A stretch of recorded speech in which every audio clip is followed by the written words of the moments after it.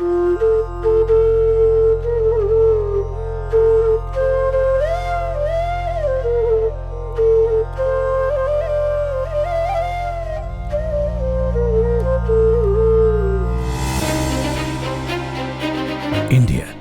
the fifth largest economy with a GDP of 2.9 trillion US dollars, has emerged as one of the major players in this evolving global scenario.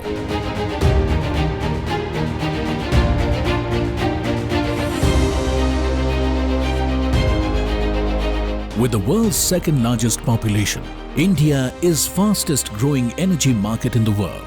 Its share in global energy demand is set to more than double to 12% by 2050, where oil consumption is expected to remain at the current levels of approximately 5 million barrels per day by 2050, and gas consumption is expected to jump more than 5 times from current 64 BCM in 2020 to 332 BCM in 2050 in a rapid transition scenario.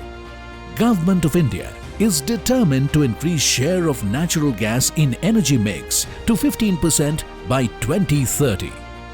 With a robust infrastructure having world's fourth largest refining capacity, fourth largest LNG regasification capacity and third largest CNG vehicle fleet, India is poised to lead the global energy demand as a prominent energy hub. The consumption of petroleum products witnessed classical V-shaped recovery and bounced back to pre-COVID levels within 6 months, signifying the resilience and robustness of the entire oil and gas value chain.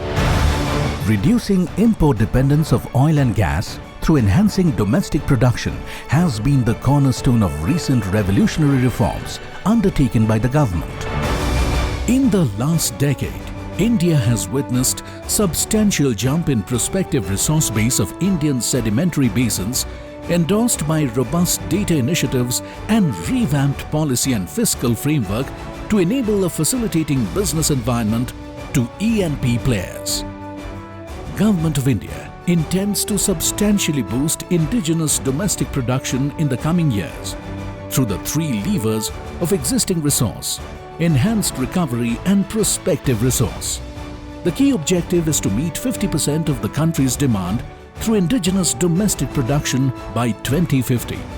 The government also plans to enhance recovery factor or RF of oil-producing fields from 26% to 40% and gas-producing fields from 41% to 70%. Encouraged by the reforms and transformation in business environment in India, the global oil and gas majors like Rosneft, Total SA, ADNOC, Saudi Aramco, Shell and British Petroleum ascended investments across oil and gas value chain.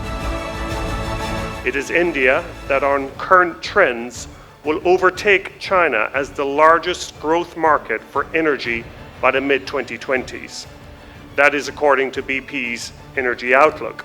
Under the leadership of Prime Minister Modi and the stewardship of Minister Pradhan, we have seen systematic moves to improve the ease of doing business and liberalize the energy sector. The 26 sedimentary basins of India in 3 categories, with an approximate area of 3.36 million square kilometers, offer extraordinary E&P opportunities as 93% of total sedimentary area of approximately 3.12 million square kilometers is available for award.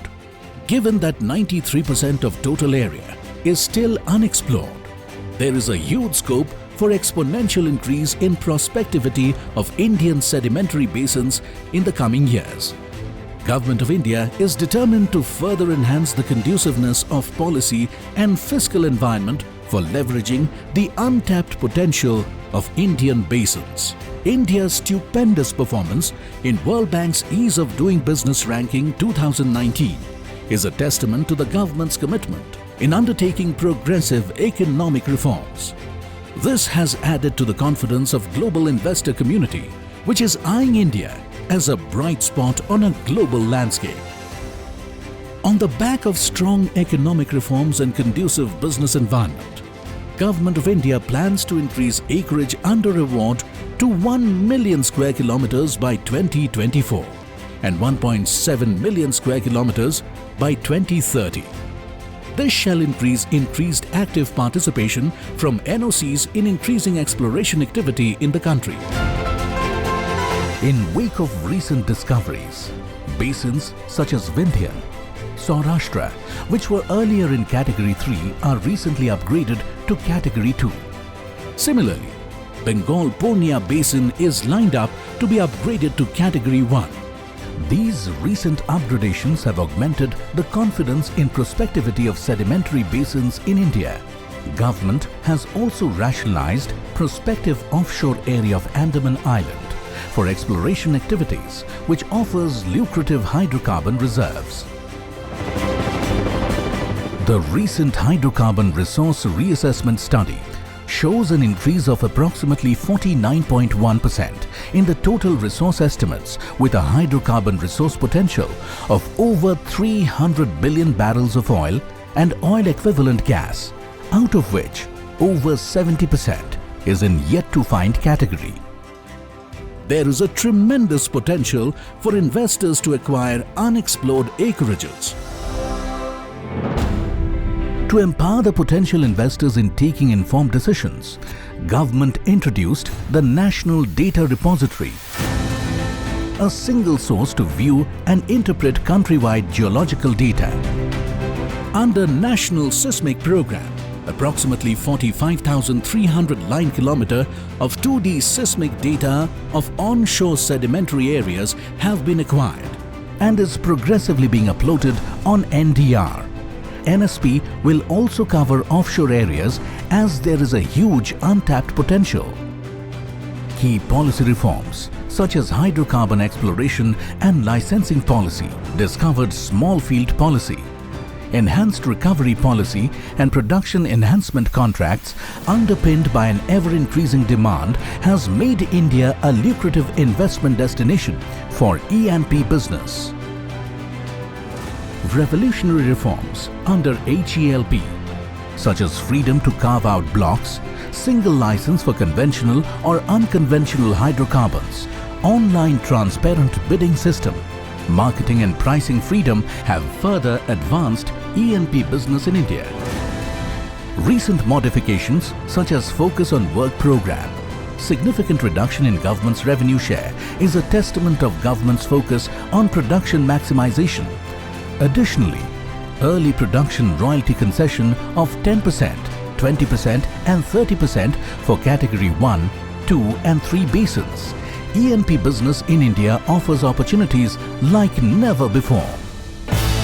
The response to OALP bid rounds has been overwhelming, largely credited to new policy reforms and transformations, which have improved the ease of doing business by introducing a transparent regulatory framework.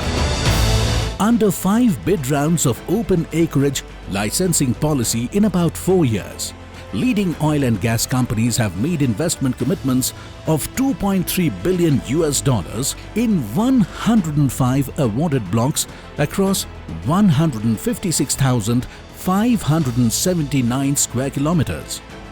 Bidding under OALP is continuous. OALP Round 6 shall offer 10 blocks in 6 basins, covering an area of 22,205 square kilometers. Investors can carve out blocks of their choice and submit EOI 3 times in a year. 7th EOI submission window is ongoing and closes on 31st March 2021.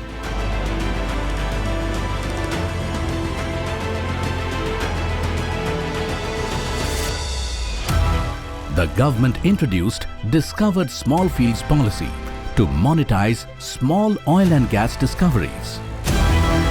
Production enhancement contracts enable private E&P players and service contractors to operate NOC's fields on revenue share basis by bringing new technologies. To infuse latest technology and increase global collaboration, government introduced enhanced recovery policy, incentivizing deployment of latest IOR or EOR technologies. In this gaining momentum of digitization, India is fast adopting IT-enabled processes.